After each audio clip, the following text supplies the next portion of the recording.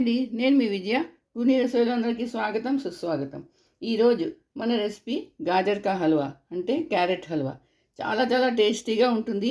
ఇది ఎలా ఇంట్లోనే ఎంతో సులువుగా ఎలా చేసుకోవచ్చో ఇవాళ చెప్తాను. చాలా వేగంగా ఎంతో టేస్టీగా ఎలా చేస్తారో ఇవాళ చెప్తాను మీకు. చూడండి, ఒక మాట ఇలా చేసుకున్నారనుకో అస్తమానం ఇలాగే చేసుకుంటారండి.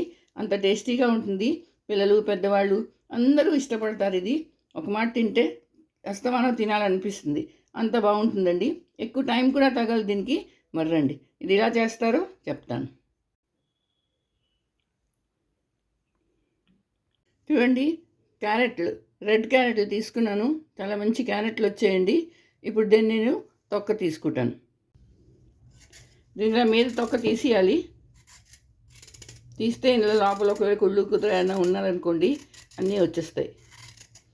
శుభ్రంగా కడుక్కొని దీన్ని తొక్క తీసేస్తున్నాను. కడుక్కున్న తర్వాత కూడా ఇందులో మట్టి ఉండిపోతుంది ఒకప్పుడు, అందుకని ఇలా తొక్క తీసేసుకోవాలి. ఇలా నేను అన్నిటికీ తొక్క తీసేసుకొని ఇప్పుడు ఈ కూరంతో కోరియాలి. ఇది వెల్లంది కాదు, సన్నవేపు తీసి కోరాలి. వస్తే చక్కగా ముద్దగా వస్తుంది మీకు. ఇది రకరకాలు దొరుకుతాయి, మీకు ఎలాంటి ఉంటే అలాంటి చూసుకోండి. మరీ వలం కాదు, కొంచెం సన్నగా ఉన్న దాంతో కోరితేనే బాగుంటుంది.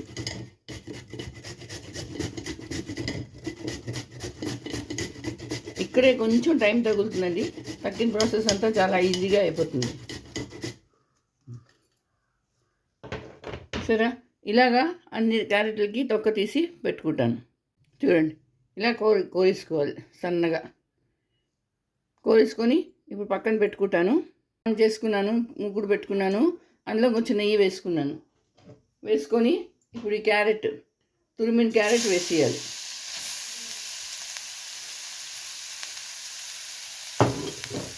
వేసి ఇది వేయించుకోవాలి. ఇది వేసి ఎంతవరకు వేయించాలంటే ఇది కొంచెం రంగు మారాలండి. దీంట్లో పచ్చివాసన పోవాలి. అంతవరకు ఇది వేయించుకోవాలి. కొంచెం 5 నిమిషాలు టైం పడుతుంది దీనికి.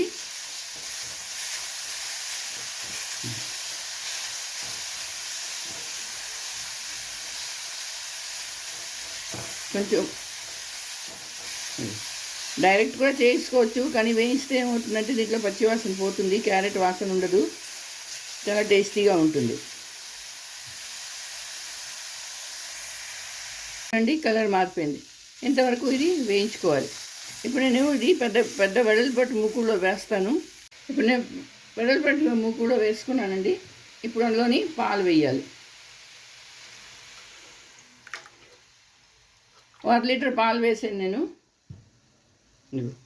ఈ పాలతోని ఇది ఉడికిపోవాలి, మెత్తగా ఉడికిపోవాలి.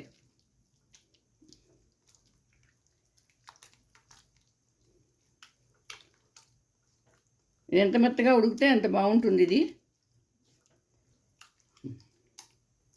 ఇలా పాలతో ఉడకాలి. చూసారా ఎలా ఉడుకుతున్నాడు? చక్కగా ఉడికిపోతుంది. వేగమే, టైం ఎక్కువ తగలదు దీనికి. అదిగో సరే, ఉడికిపోయింది, సగం ఉడికిపోయానండి. ఇప్పుడు ఈ స్టేజ్లో నేను ఇది ఖోవా వేస్తున్నాను.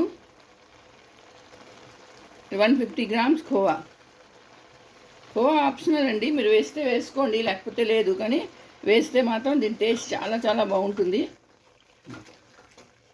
మీకు ఖోవా దొరకలేదనుకోండి, ఖోవా బిళ్ళలు ఉంటాయి కదా, ఆ బిళ్ళని తీసుకొని దాన్ని గ్రేట్ చేసేయాలి.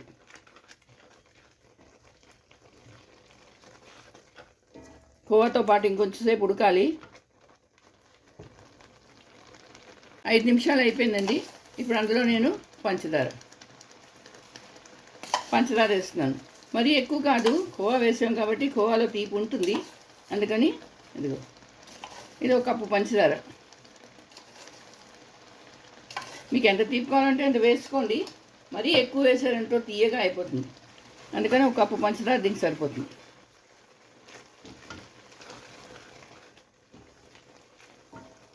ఇలా కలపాలి, దగ్గర పడిపోవాలి. ఇది ఇంకొక 10 నిమిషాల్లో ఇది దగ్గర పడిపోతుంది.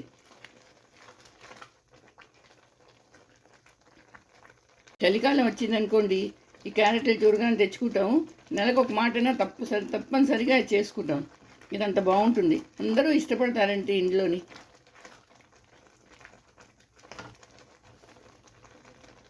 చూడండి, మధ్యన మాట కలిపియాలి. ఇగో దగ్గర పడిపోతున్నారు చూసారా. ఇప్పుడు యాలక్కపళ్ళు పౌడర్ చేసుకున్నాను. 6-7 యాలక్కపళ్ళు అండి ఇవి వేసుకుంటున్నాను. వేసుకొని కలుపుకోవాలి. చూసారా దగ్గర పడిపోయింది. ఇందులోని జీడిపప్పు, కిస్మిస్ వేయించుకొని పెట్టుకున్నాను ముందు నుంచి. ఇదిగో అది వేసుకున్నాను. మీకు కావాలంటే ఇంకా కూడా డ్రై ఫ్రూట్స్ వేసుకోవచ్చు. బాదాం వేసుకోవచ్చు, పిస్తా వేసుకోవచ్చు. నేను ఈ 2 వేసాను. చూడండి ఎంత వేగం అయిపోయింది, దగ్గర పడిపోయిందండి. ఇదిగో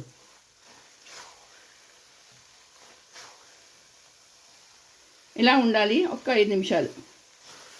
మరీ ఎక్కువగా దగ్గర చేసి తిక్కు చేసేకూడదు, చేస్తే గట్టిగా అయిపోతుంది అది.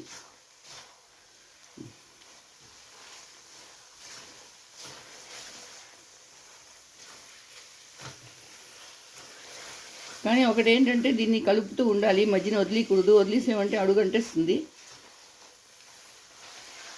పాలు, ఖోవా వేసిన తర్వాత మాత్రం దీన్ని కలుపుతూ ఉండాలి. ఇలాగ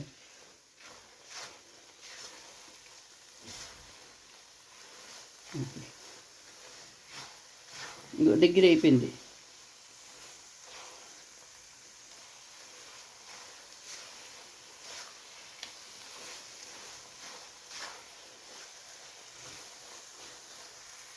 చూడండి, ముక్కు నుంచి నెయ్యి వదిలేస్తున్నది. ఇలా గట్టిలో తీసుకున్నాం అనుకోండి, అది కూడా పడిపోతుంది. అంటే ఇది అయిపోయినట్టు. 4 పక్కల నెయ్యి బయటకు వచ్చేస్తున్నారు చూసారా. ఇప్పుడు ఇది నేను స్టవ్ ఆఫ్ చేస్తున్నాను. స్టవ్ ఆఫ్ చేసేసాను. ఇగో చూడండి, ఇప్పుడు నేను ఇందులో రోజ్ వాటర్, గులాబ్ జల్ కొంచెం వేసుకుంటున్నాను. వేస్తే చాలా మంచి స్మెల్ వస్తుందండి.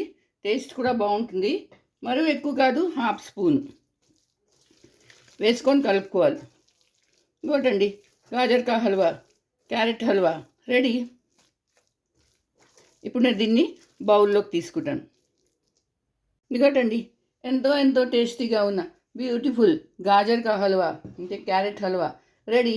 చూసారా ఎంత బాగుందో. చూడ్డానికి, తినడానికి అంతే బాగుంటుందండి. చాలా బాగుంటుంది. పెద్దవాళ్ళు, పిల్లలు అందరూ ఇష్టపడతారు. ఇది చలికాలం తప్పకుండా ఇది చేసుకోవాలి. మరి మీరు చేసుకోండి, అందరికీ చేసి పెట్టండి. అలాగే నా వీడియో నచ్చితే తప్పకుండా లైక్, షేర్ చేయండి. కమెంట్స్ చేసి చెప్పండి ఇది ఎలా ఉందో. నా ఛానల్లో కానీ కొత్తగా వస్తే మాత్రం తప్పకుండా సబ్స్క్రైబ్ చేయండి. మళ్ళీ ఇంకో వీడియోతో కలుస్తాను. అంతవరకు సెలవు.